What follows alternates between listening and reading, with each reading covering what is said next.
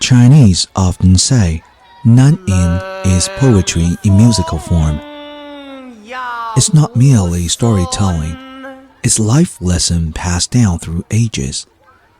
Today, I'm going to discover this unique art form where elegance meets earthiness. 南音咧，其實就係我哋廣府嘅民間說唱。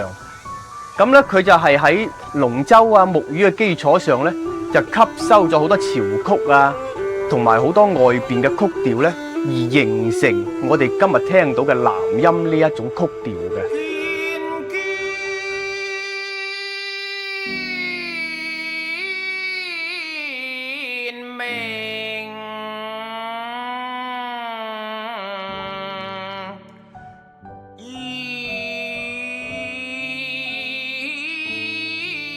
Its elegance isn't aloof.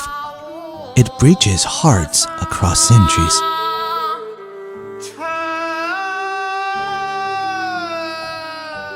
咁後來咧，粵曲啊將佢吸收咗入去，咁粵劇嘅戲台咧，亦將佢吸收咗入去，成為粵劇聲腔嘅一部分。咁南音咧，佢最開始就好似龍舟啊、木魚咁樣講古仔比較多啦。咁咧，好似我哋聽到啲地水南音。咁佢就比較生鬼，比較活潑嘅，因為佢講古仔。咁咧，佢既有通俗嘅話本，即係通俗嘅古仔嘅唱本啦，同時亦都有比較雅致，好似金夢曲咁樣嘅文學性比較強嘅一啲唱本，好似含淚葵湖敷射月呢啲咁嘅曲詞就非常之典雅噶啦，包括大家經常聽到嘅涼風有信秋月無邊，思嬌情緒度日如年。呢啲就好典型嘅文人顯慶嘅曲詞啦。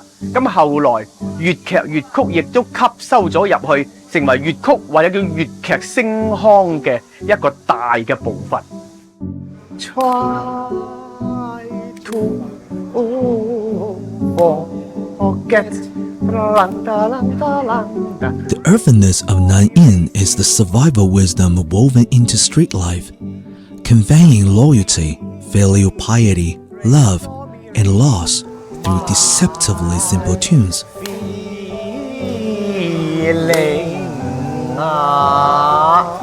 因為本身藝術，你不論係歌唱又好啦，戲劇又好啦，佢都係起到一個教化嘅作用。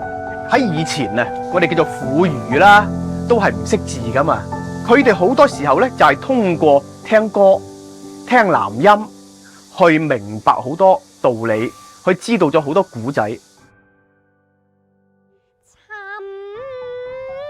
When Nanyin meets the piano, ancient melodies find a new rhythm.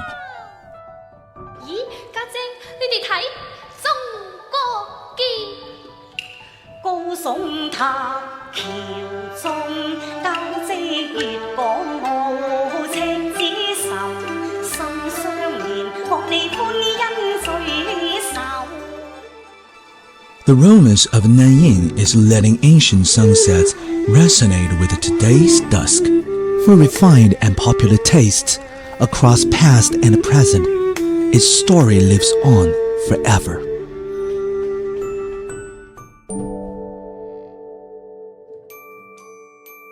用力唱，遊子見長。